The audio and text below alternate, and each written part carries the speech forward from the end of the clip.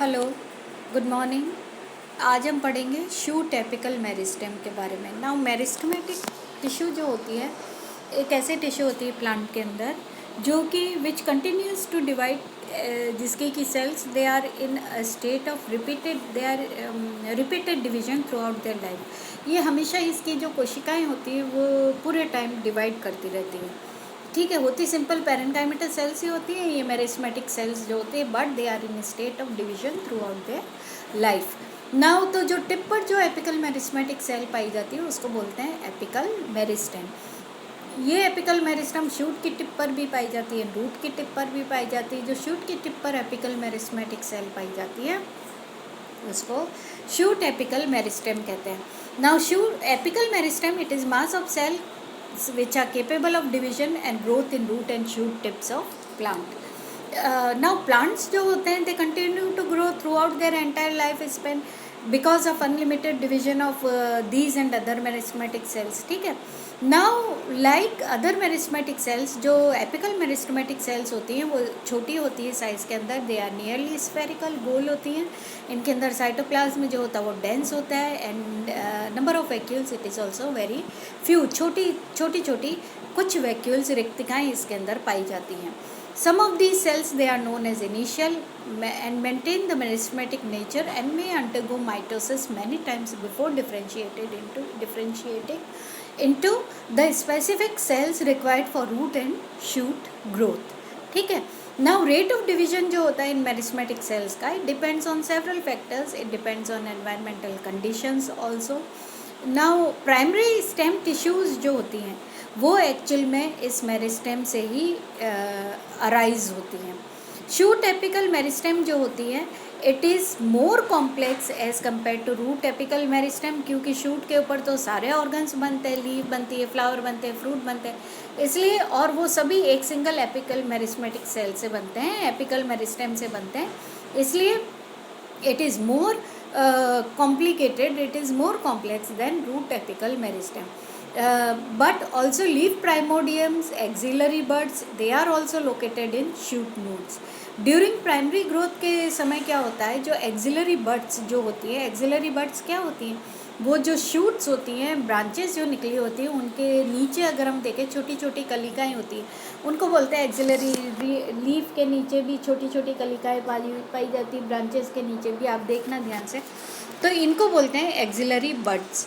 तो ये जो बड्स जो इनके अंदर पाई जाती है ब्रांचेस और लीव्स के नीचे, ये एक्सिलरी बड्स होती हैं एंड ये एक्सिलरी बड से फिर लीफ का, ब्रांचेस का एंड अलग अलग रिप्रोडक्टिव ऑर्गन्स का फॉर्मेशन होता है।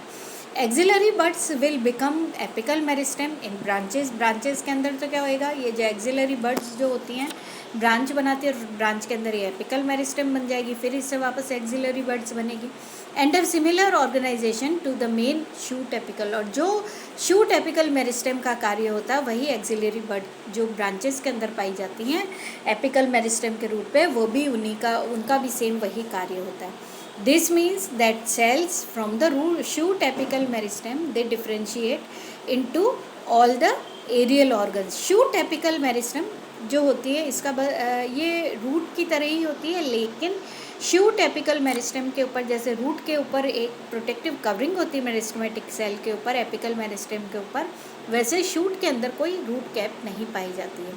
Instead immediately below the tip of shoot and laterally leaf primordia develop from apical meristem that enlarge very fast to cover and protect the apex of stem where meristem is located. ये देखो diagram देखो shoot apical meristematic cell का, इसके बीच के अंदर central zone होता है, फिर साइड में ऑर्गेनाइजिंग लेयर, नीचे ऑर्गेनाइजिंग लेयर होती है, लेटरल लेयर्स है जिनसे अलग अलग, फिर ये लीफ प्राइमोडिया, पेरिफेरल लेयर्स है, ये इस तरह से, और हर लेयर की सेल्स डिवाइड करके अलग ऑर्गन का निर्माण करती है।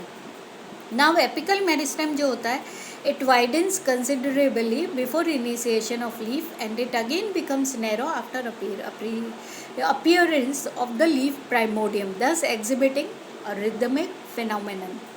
Now the term plastocon, एक टर्म होती है plastocon, it is used for the period between initiation of two successive leaves. दो पत्तियों के बनने के बीच का जो अंतराल होता है उसको प्लास्टोकॉन कहते हैं।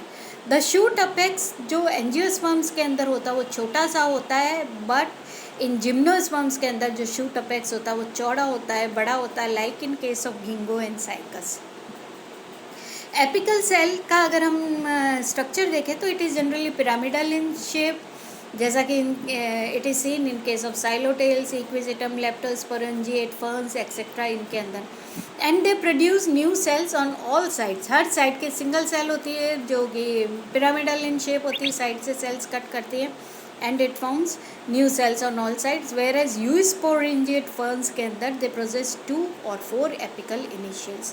It is believed that ferns with apical cells are more advanced from evolutionary point of view than those with single apical initial.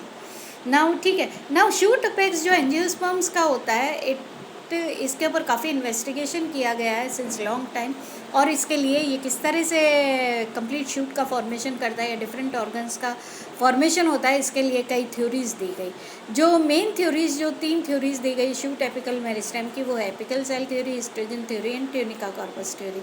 तो सबसे पहले आज हम करेंगे apical cell theory. This theory it was given by Nageli in 1944, और उन्होंने कहा था कि जो ये एपिकल मेरिस्मेटिक सेल होती है शूट की, ये apical meristematic cell, the cell is very large and it is shape like an inverted pyramid, उल्टा किया हुआ पिरामिड हो, मतलब उसका ऊपर से चौड़ा है, नीचे से पॉइंटेड होता है, उस तरह की शेप होती है इस एपिकल सेल की। या it is tetrahedral in shape and it has 3 or 4 cutting faces, और इसके 3 या 4 कटिंग फेसेस होते हैं, अमंग विच सिंगल फेस, एक फेस जो कि ऊपर की तरफ डायरेक्टेड होता है, एक फेस तो ऊपर की तरफ डायरेक्टेड होता है, रेस्ट फेजेस जो होते हैं दे पॉइंट डाउनवर्ड्स। जो साइड होती है एपिकल सेल की that is directed upward is triangular और square in shape and forms the outer surface of the shoot apex. और जो नीचे की तरफ जो सेल्स होती है डायरेक्टेड, वो उनके अंदर फिर कटिंग फेजेस जो नीचे की तरफ, वो they divide in orderly fashion, that is in helical succession के अंदर वो डिवाइड करती है।